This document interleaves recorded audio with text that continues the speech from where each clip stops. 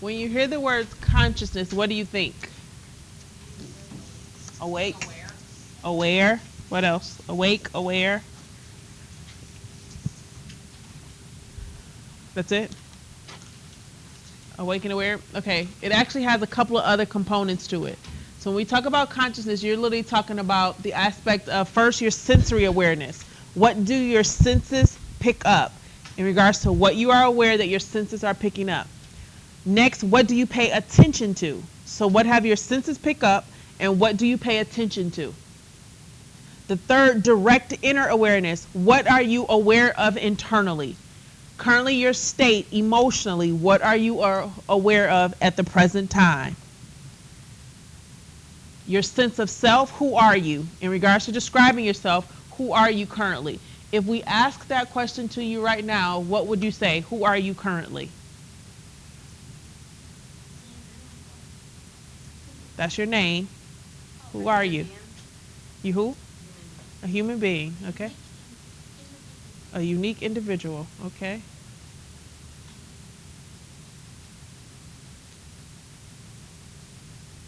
The rest of you don't know who you are? Pretty broad question. In regards to who you are. Nice way of using the question to answer the question. Okay, that's a question that's very hard for a lot of people to answer. Okay, what Zan did was a perfect example. When people say, who are you? You say your name first. A lot of other people actually start to give their titles. I'm a mother. I'm a daughter. I'm a sister. You still haven't defined who you are because what starts to happen in regards to consciousness, we start to create who we are based on what other people see us as. Does that make sense? Did everybody follow? So literally consciously, you just become who you are in regards to what other people recognize you are. Mothers are a really good example of this. Who are you? I'm a mother. Well, that's who you consciously have now become aware. That's where you pay your attention to. That's who you've now developed into this person in regards to I'm a mother. And we often talk about mothers actually losing themselves in motherhood because you now have an assignment that this is who I am. When people refer to you, you're so-and-so's mother. You're so-and-so's mother. Wives do this the same as well. When you first get married, you now become so-and-so's wife. So-and-so's wife. So you kind of lose your identity and lose who your sense of self would be. So we literally ask you quite often, like, who are you? Not what's your title, but who are you in regards to your person? Okay? That's awareness. What's the correct way? Depends on who you are. Who are you? I knew you were going to ask me that. Who am I? First, I always feel I'm a Christian first, and that's because that's the basis of my foundation. Who am I? I'm a hard to deal with, very stubborn individual who likes things my way. That's who I am. Now, am I working on that? I'm a work in progress. But that's who I am. And literally, like, people, the reason why I feel Christianity, that's what I identify myself with. So it's like that is my motherhood. Maybe when I get a child, it might be that I'm a mother. If you ask my mother, the first thing she says, I'm a mother of 3. That's who she knows herself to be, a mother of 3. Does that make sense? There's never a wrong answer. It's just literally, it allows us to know what you are currently aware of. In your state, in regards to who you identify with, that's who you are. That's your sense of self at that present time. And motherhood is just something that consumes you. The minute you have a child, you know, you're just literally consumed by that child. That's who you are. That's what you're aware of. We're literally talking about consciously. What's the first thing that comes to mind? My child. Okay, when you first get married, what's the first thing that comes to mind? I'm a wife. And it's just literally that first initial thing. Some of you would say student because it's the first thing that now has literally taken over your life. Okay. Waking state. We do divide it in because you have the wake state and you have your sleep state. We're going to talk about the sleep state as well. So when a person says you are conscious, it means you are aware of all your senses. You pay attention to certain things. You are aware of your emotions and you know who you are.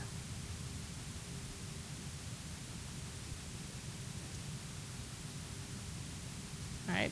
Now, Freud was the person who brought this whole conscious versus unconscious mind to us, very huge to us. And it's very huge to us simply because Freud divided it into different components. Remember back in chapter 1, we talked about the iceberg theory very briefly. But what Freud does is he divides the mind into three separate entities. And when he looks at them, he literally says, depending on where you actually place the most focus, literally actually motivates you to do certain things. So the top, he literally says, is the conscious mind. Very small. He says your conscious mind is so small that it really doesn't have relevance to a lot of things. He then gives you what is called the preconscious. Sometimes you hear it called the subconscious. The pre and subconscious, you can get to it, but it's not something you currently are sitting thinking about. So if I ask you, what were you doing Saturday? Oh, okay. Yeah, sorry. But you have to sit and think, oh, what was I doing Saturday? Oh, I was blah, blah, blah. Compared to somebody who's sitting right now in the current state, you're aware of what you're doing currently. Does that make sense? But nobody's probably sitting here, hopefully saying, on Saturday I did, on Saturday I did, on Saturday I did. It's not that current thing, but it's something you can get to. What's your first grade teacher's name? Okay. Some of you are like, oh, their name is, that's your pre and sub. If you can get to it, it's in your pre-subconscious. All right. Your unconscious is where he feels most everything else is. It's the part you can't get to. It's a huge motivator, but it's the part you cannot get to. You cannot access or assess your unconscious mind. There's literally no access to it, unless through hypnosis, which we'll talk about in this chapter as well.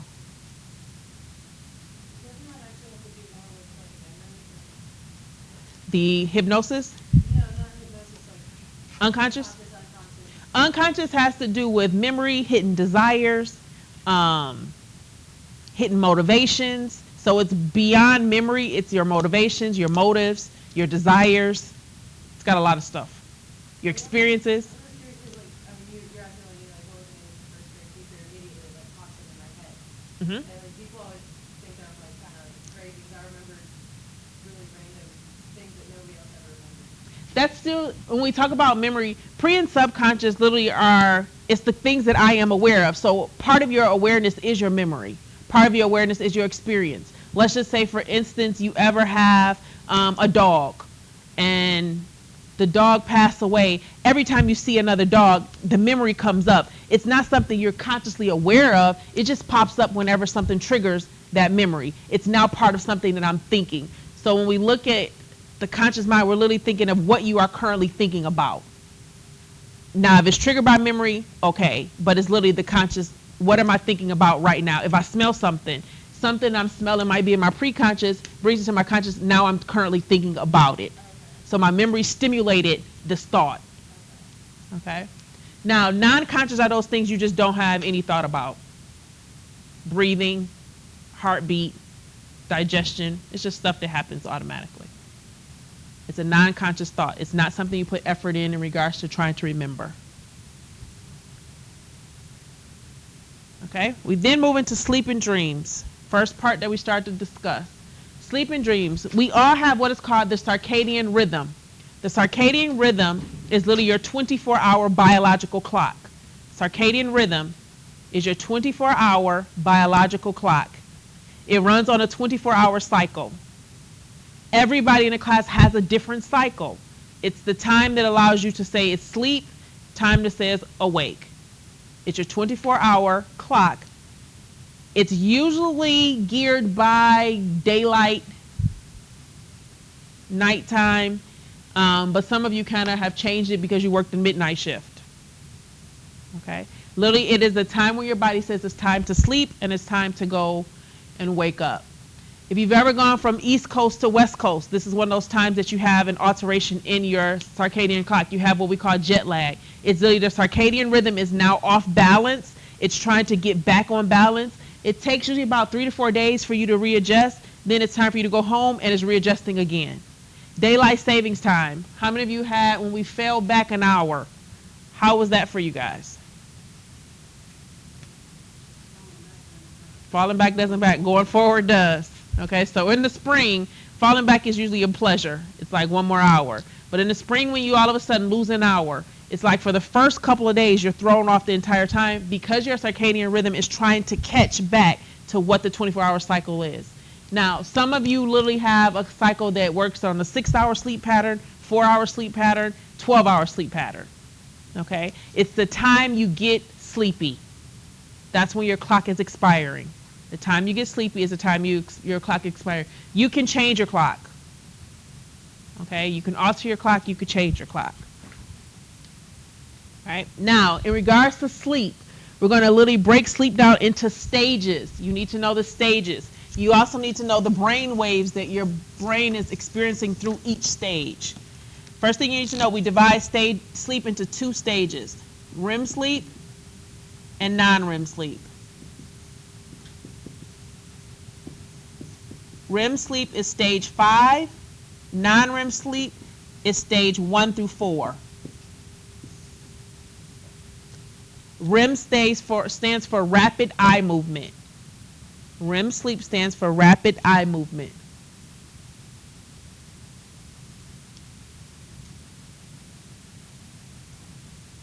Right. We do use the EEG to register and recognize the differences in your sleep pattern in regards to brain waves, and this is what we're looking for.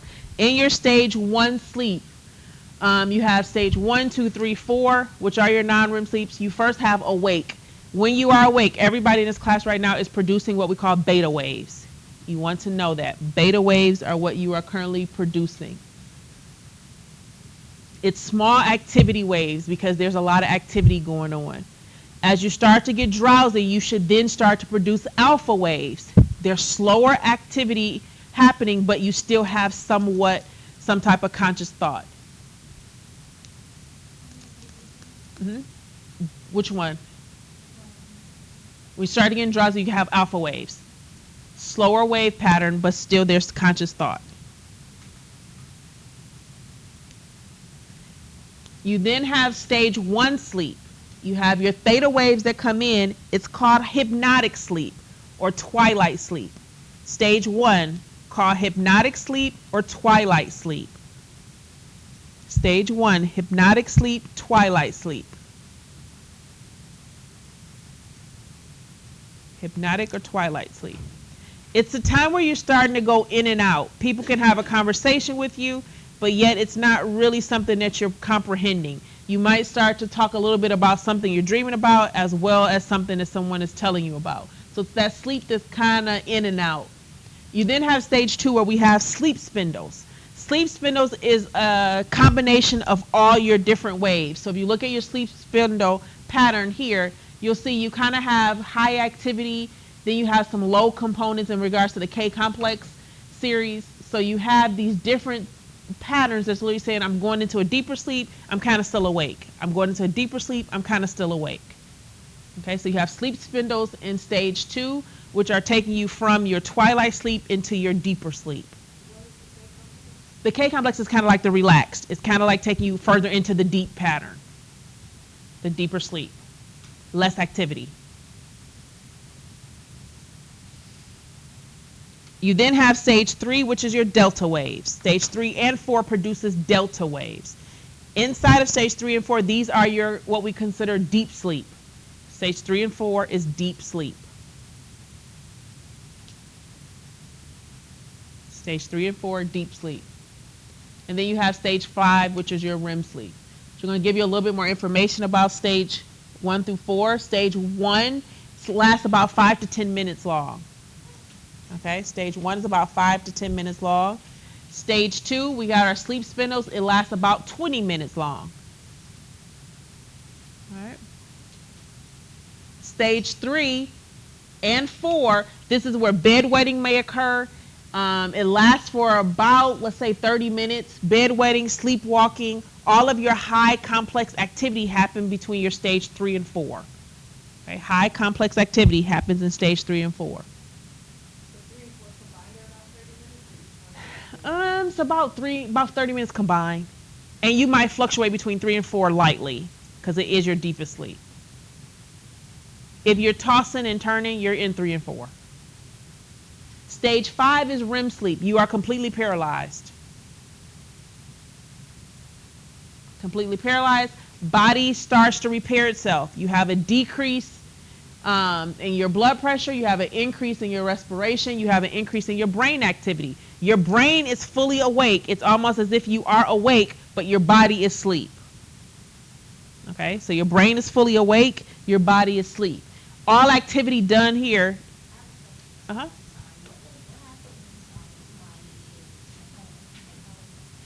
That's literally brain activity in regards to no activity or minimal activity. So I don't want to compare it to sleep because it's not, but it gives you the brain, like on the EEG, it'll have a reading of almost as if they're asleep.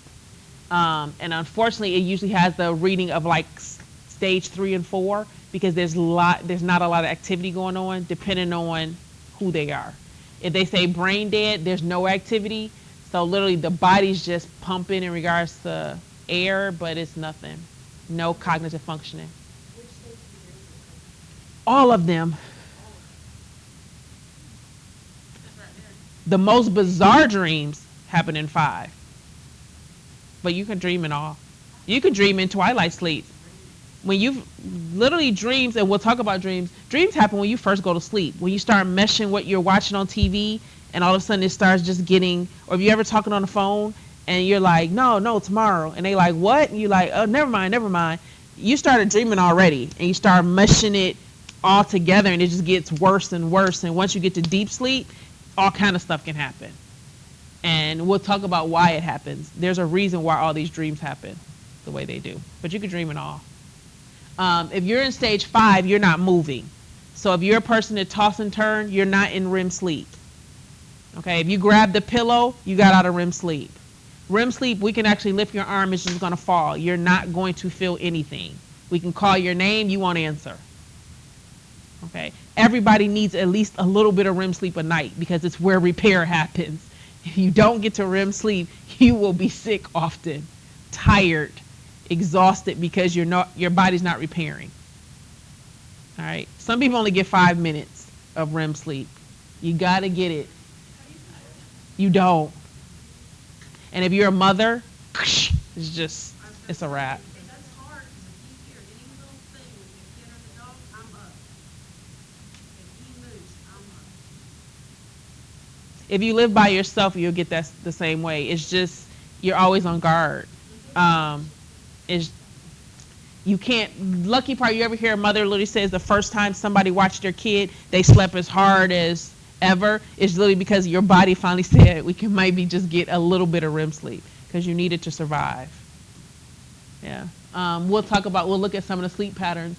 But what you do need to know, literally, in a typical night of sleep, you literally go through 5 cycles. So you don't go 1, 2, 3, 4 REM and just stay there for the rest of the night and then come up. You literally go up and down in a cycle, about 5 different cycles a night. This is a cycle. So you literally can go from awake 1, 2, 3, 4, 3, 2 REM, 1, 2, 3, 4, 3, 2, 3, 2 REM. It literally just takes you back and forth, back and forth. If you get up and go to the bathroom, you just came out of REM sleep. If somebody literally turns the lights on while you're really in that good sleep and you're really angry, they probably took you out of REM sleep. Okay? The function of sleep, why sleep is so important, it does repair the body. Huge. It repairs the body. It recovers you from stress. Whenever you are under stress, you need more sleep. The higher the stress level, the more the sleep required. It actually formulates all your memories. When you are asleep, you actually start to formulate memory. And then, of course, in infants, the reason why infants sleep so much is developmental time for them. Okay? The brain does not develop completely till you reach 25, but it does so much development in your infancy that it's really important that you get the sleep. The amount of sleep you need. How many of you sleep at least 6 hours a night? Straight? You're just at least sleeping 6 hours. You might get up and go to the bathroom, but you're at least in there 6 hours. 8 hours. 12 hours? Lucky. 4 hours. Oh my. All right. An adult needs at least 6 hours of sleep to function at their prime level. An adolescent needs 12 hours to function. Okay. Once you hit 65, you revert back to needing more hours of sleep. But once you are between the ages of 18 and 65, you only need 6 hours. What about children? Children need a lot. Adolescent and children need at least 12 hours. This is why we tell parents, put your child on a schedule. Simply, if it's 7 o'clock bedtime, 7 o'clock needs to be the bedtime. They need to not wake up before then. They can do 10. 10 to 12 is good for a child. But if you ever realize, children sleep a lot of time in REM sleep. You can go in, knock off the dresser, bulldoze the house, start a fire, and they will sleep through the entire time because they're doing so much repairing and storing. They do a lot of learning. Just think about how much time you spend in school learning and how it is for you. They learn socially as well as academically. So they're spending 8 hours. Just ask an adolescent, what'd you learn in school today? Or no, let's just say, what'd you do in school today? What's their answer? Nothing. So nothing happened all day. No. Nothing happened. What's going to happen? What will they factually start to tell you? What happened? Is it going to be anything about class? No. It's going to be all the activity that occurred in the hallway that was really the most important thing that happened in class. Literally because that's their social component. So they're learning social components as well as academics. That's a lot of information in 8 hours. Not to mention the time that before they left the house, all the stuff that happened on the way there. Okay? They have a lot of information that's going on. They need all 12 hours. At least 10 at the least amount. Now, as you start to age, the older you get, the less and less sleep you're going to need. Until you hit 65, and then everything just starts to go back. It's just the way life happens. Okay? You hit 65 and then you don't need as much. No, you need more sleep again. If you ever realize grandparents, they take a lot of naps. They can go to sleep at 6 and wake up at 6. That's what they do. Even when they say they're not quote unquote sleeping, they're resting their eyes. Understand, when you deprive yourself of sleep, the first thing that happens is you learn slower. You're not as rapid and ready as you normally will be. You forget things quickly. Okay?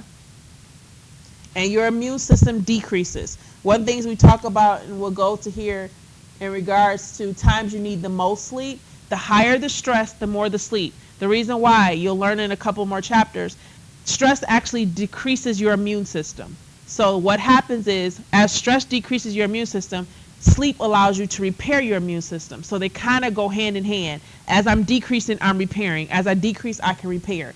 If I don't repair, the decreasing will start to have me have more problems.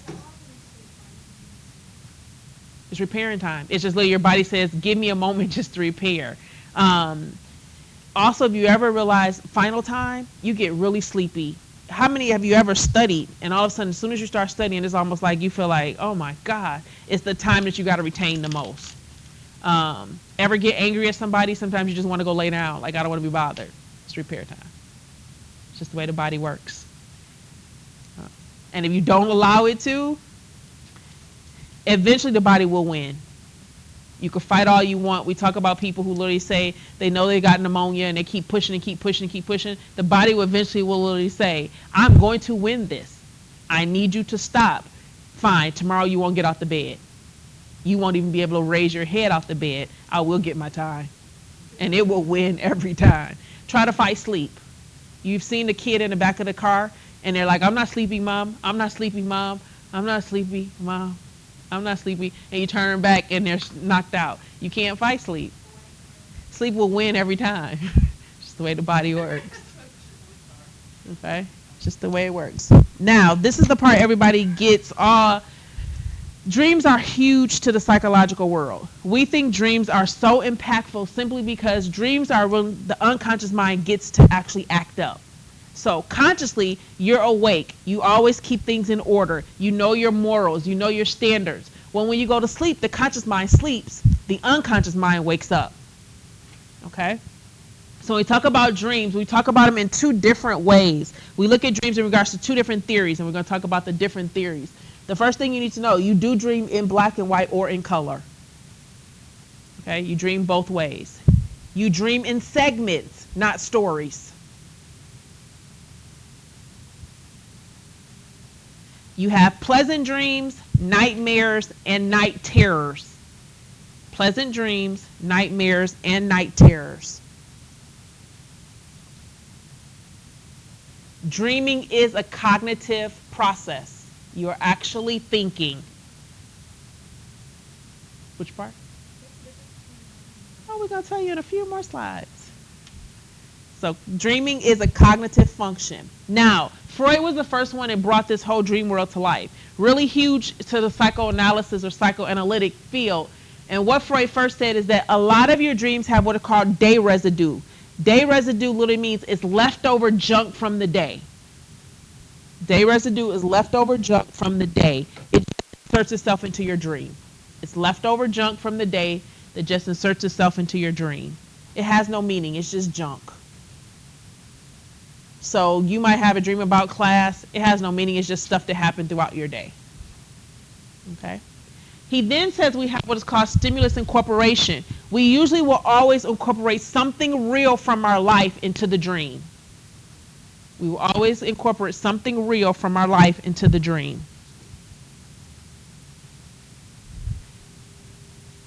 Now, this is the biggest part of Freud's philosophy, is what he calls manifest versus latent. He literally says dreams come in two different parts. Your manifest content is your actual dream. It's the dream you tell other people about. So your manifest dream is literally what you manifest. It's what you tell people about. Okay? Your manifest dream is what you tell people about. On your exam and on your final, you're going to get examples of different dreams. You have to decide, is it the manifest or if it's the latent content? The latent content is the hidden meaning. It's the secret behind the dream. It's what it really means. It's not what you're actually dreaming, it's what it really means.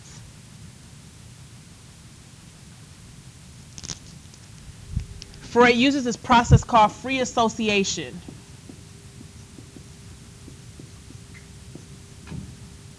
And it's two separate words.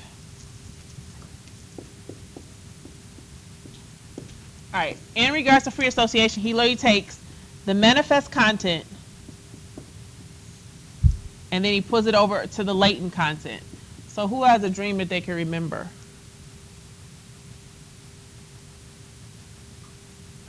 Pregnant with my son, I dreamed that I had a dream that I married Marilyn Manson. Okay.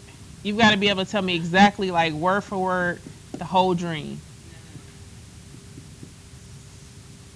You got one, Liz? Okay. Okay, my dream was about when my granddad passed. It came to me and my little cousin at the same time. Like, he was dreaming, and then I was dreaming. We was dreaming that we were sitting at a party, and I was looking through a camera, and I was trying to say, Granddad, look, but I seen his reflection. So basically, it was showing an angel because he passed away. Was it showing the angel or was it showing him? It was showing him, but he was the angel. That's all I need to know. Was it showing him? Now, I'm going to say some words and you're going to tell me the first thing that comes to mind when I say these things. Okay? Red. Yellow. Grandmother. Granddad. Cousin. Dreams. Sit.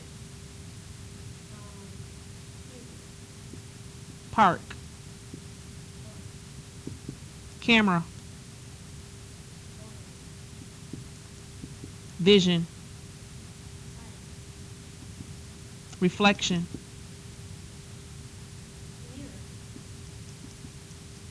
Pass away. 4 years old. Bad.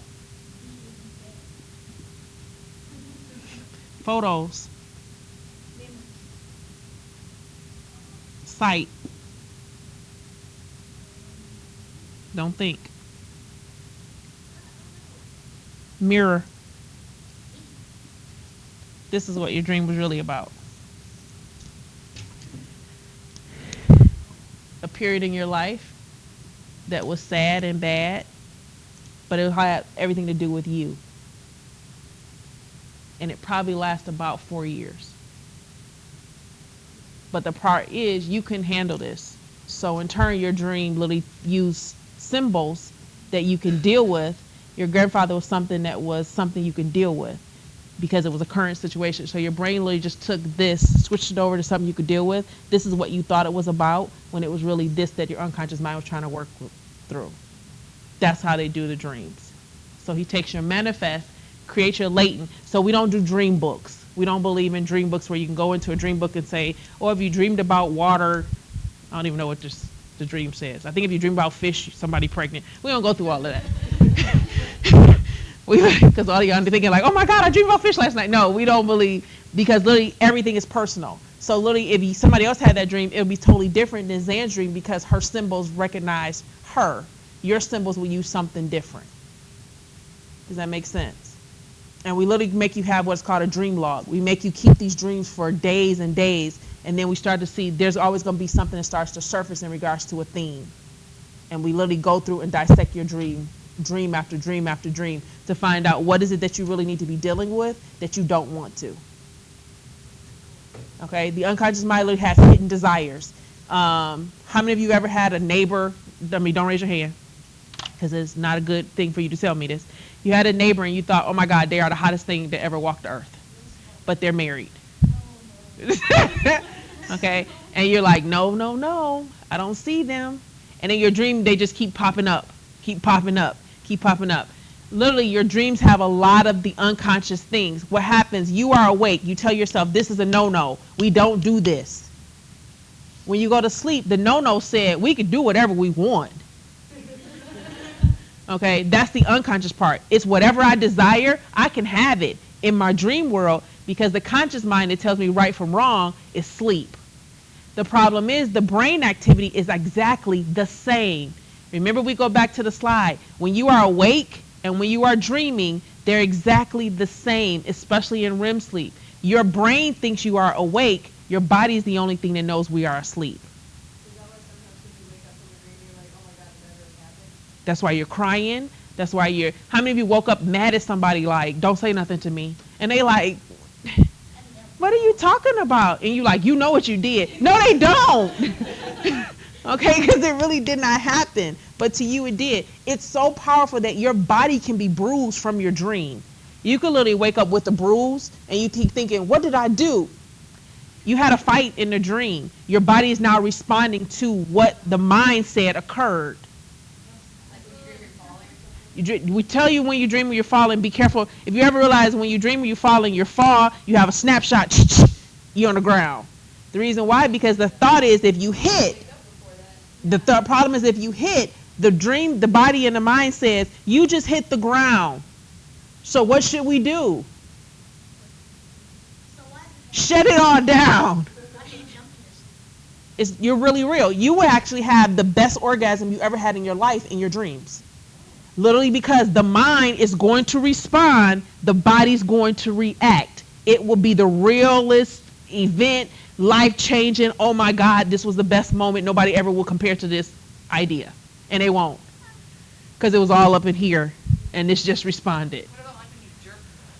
Like Something, it's just something that occurs. Something in the dream. Sometimes when you almost feel like you're about to fall, you just go. It's the mind literally saying, we're falling. You're not falling, but the brain said, we're on the edge of the cliff. You just failed. Catch yourself, and you catch yourself. Nothing happened.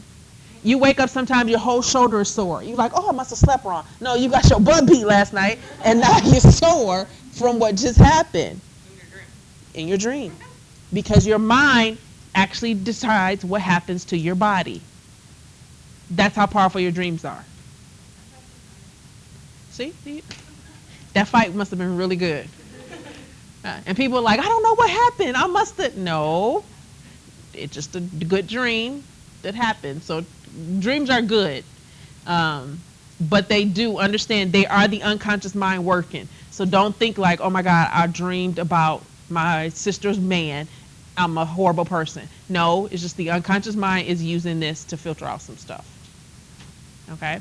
The other way we look at it is in regards to activation synthesis.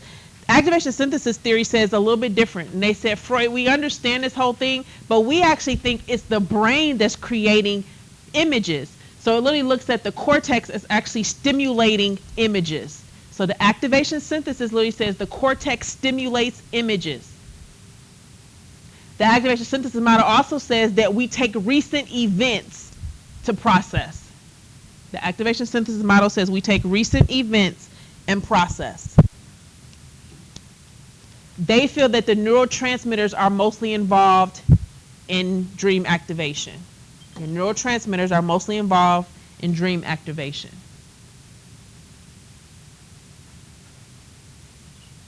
All right, so you gotta sleep. Now we're about to talk about what happens in regards to some disorders. Now, we have some disorders. We're going to talk about 4 disorders that do not take medication. Then we're going to talk about 3 disorders that need medication.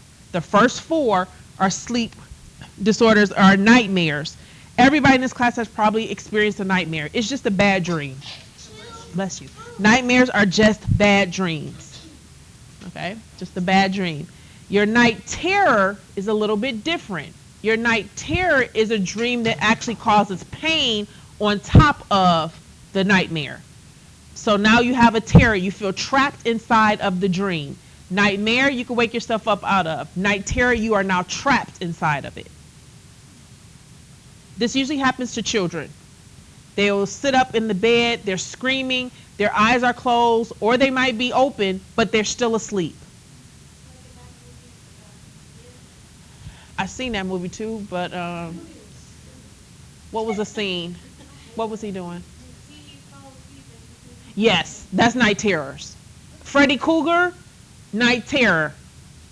It literally just means I am trapped. I can't get out. Now, do not awake the person by shaking them. Because what now starts to happen is the shake goes into the terror. So I've been cut up, now I'm being shook to death. Don't do the combination. Just call them out. Call their name, tell them you're here, tell them you're safe. They'll eventually come out mentally by themselves. Okay? Night terrors usually happen to children. And it's usually something that they're experiencing in their life that they feel like they're out of control of. So during a divorce, during a change of school, first day of school, stressful situations, they will do those. Sleepwalking. Sleepwalking is probably one of the most common sleep disorders that we have. These individuals will do complex activity. They can drive, they can cook, they can clean, they can shoplift, they can murder, they can do all these things while they are sleeping. Okay? We often tell people, if you have an individual that's sleepwalking, do not tell them where the keys are prior to going to sleep. They will go get the keys and drive away. Okay? They will recall where they put the keys. I had a client who went to McDonald's every night sleepwalking. Oh, the bags were at the house. She'd bring it back home. And she would be so upset of why she's not losing weight. And she would say, my husband buys McDonald's every night. Well, no, he didn't. She did. I had another one. She would clean every night. And when I say clean, she cleaned her home every night. And she thought her husband did it. Yeah, they were having marital problems until she started sleepwalking. And all the marital problems got better. I had one who would cook dinners, literally Thanksgiving dinners, whenever she would sleepwalk. You just have all different kinds. Your children will literally try to drive. They'll leave. They'll get argumentative. It's just a part. You do not wake these individuals up. You just walk them back to their bed and lay them back. The minute that you insert yourself, they're just going to insert you into the dream and keep it going. Okay, just because you're standing there doesn't mean they're going to wake up. You're just going to get inserted into the dream and they'll keep the dream going. Okay, they might even fight you. There has been people who have actually murdered during sleepwalking. They still go to jail, but that's what they said. Still did it. You commit the crime, you do the time. It can be scary at times because they usually go for the door first. It's usually the first place they go is straight to the door, and they're trying to get out. So we usually put bells on the door. You do anything you can to alarm everybody else that the person is near the door, because once they get out, they're gone. And the minute that they know where everything is located, they just reproduce it all over again. And when you look at them, their eyes are open. They look as if they are fully aware, but they've got this gaze and this glaze that kind of looks like something is just not right. And you kind of just have to figure, like, I think they're asleep. You might call their name and they say weird things and you just kind of know, okay, hon, let's just go ahead back to, yeah. Yeah. You just go back to bed, and they'll just turn around and go back to bed. He Um, drank coffee before in the middle of the night and started out this time and got to in the kitchen. Yep. And it's a time in their life. You see it a lot during puberty. The start of puberty and puberty hits high. It's just gonna happen, and eventually it just go away. They'll just stop doing it all of a sudden. There are a lot of medications that now cause this as a side effect. So sleep medications like Ambien actually has a side effect of sleepwalking. So you induce your sleep, but now you're about to sleepwalk. It decides which one is more important. Sleep talking, this is probably the one that is most entertaining. These individuals start talking. It might be to you, it might just be a random conversation, it might just be words that make no sense. They just stop. Tomorrow. Okay, it makes no sense, or they can actually have a conversation with you. Anywhere it goes, they are sleep talking. If you are a texter, now recently we've had an rising of people who are texting while asleep. You are actually a sleepwalker. So if you're texting while asleep, you're a sleepwalker. If you call somebody while asleep, you're a sleepwalker. Talking is really, they just sit there and they just have conversations. Unfortunately, if you are a sleep talker, the conscious mind is asleep. The unconscious mind is awake. You might say things that you weren't supposed to say because the conscious mind did not tell you not to say it. Okay? You've had a lot of people tell on themselves sleep talking. Is not telling you not to say it. You just kind of say the wrong thing at times. Where were you last night? Over her house? Oh my. Who is her? You're just going to start talking. Take away the conscious mind. No more thought. Mm-hmm. Mm-hmm.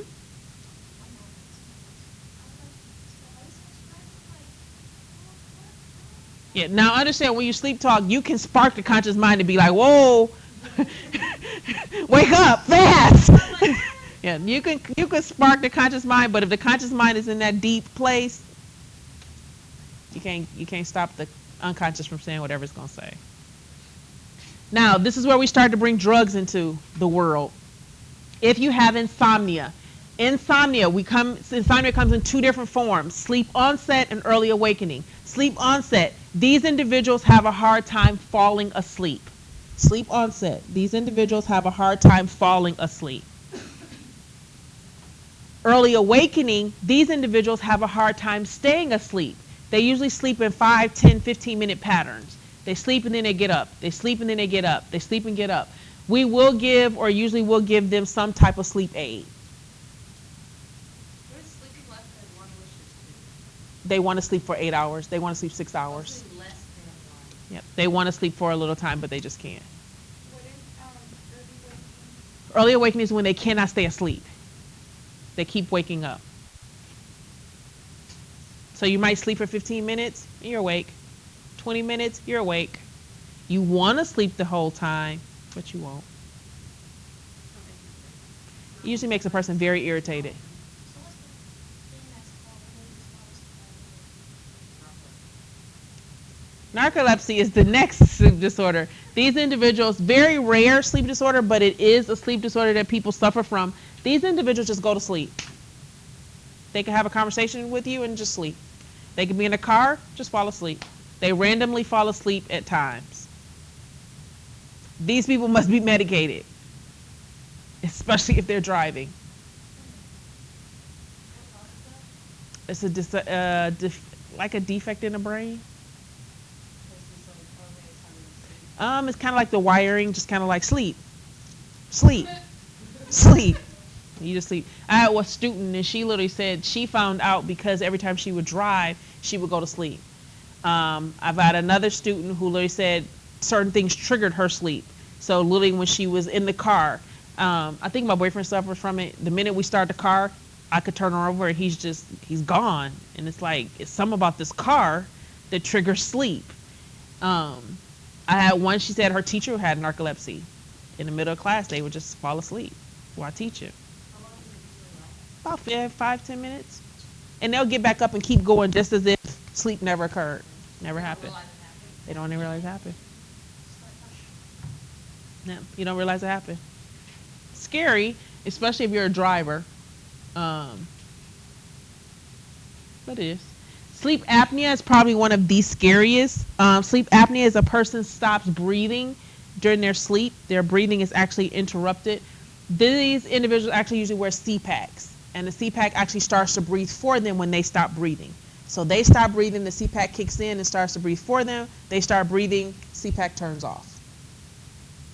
Okay. The problem that we're really concerned with this disorder is literally it can actually stop oxygen from reaching the brain. So when oxygen stops reaching the brain, we now have impairment. We have disorders that occur. So literally, we start to look. It can happen usually because there's too much relaxation in the throat muscle. You can tell this person is actually experiencing this. They sound like they're grasping for breath, and they usually will wake up during this time because it's almost like they're choking. And they'll grasp for breath, and then they can breathe again, and then they're good. With the CPAP, it kind of just kicks in to where they won't have that grasping all the time. The CPAP just kind of registers when the breathing has stopped, when to start, and when to go. Again, it's a problem with the brain signaling to the breathing. So literally, the brain is not sending any neurons to the breathing component to say, we need to breathe. So literally, it's starting to affect the autonomic nervous system. So the autonomic nervous system is not receiving messages to do any type of lung contraction in regards to that. You need to know most common in children is going to happen in stages 3 and 4. That's your sleep terror, your bedwetting, and your sleepwalking. Bedwetting is huge in children. It is huge in children for a couple of reasons. One, it is the one thing that they control. 2, they usually sleep and dream that they are at the toilet. They have dreamed that they're standing there going to the restroom. It's just they have not recognized it has not really occurred. And the other one is control. Whenever they feel like they've lost control, the one thing they do remember and know they control is their bed, is they're going to the restroom. Okay. Yeah, high stress levels will make a child start to do bedwetting. And it's literally when chaos happens throughout their life that they don't feel like they control. If I can control when I go to the bathroom, that's the one thing that I have power over. That and eating. That's not, wetting the bed's not controlling it. As far as they do, they can control it when they want to and when they don't have to. They tell you when they're going and when they're not. You won't. And unfortunately, in their mind, they're controlling the situation.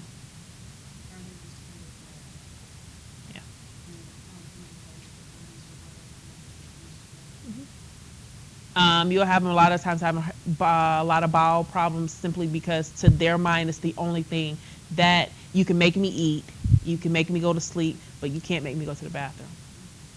So one thing I can control. We're going to stop there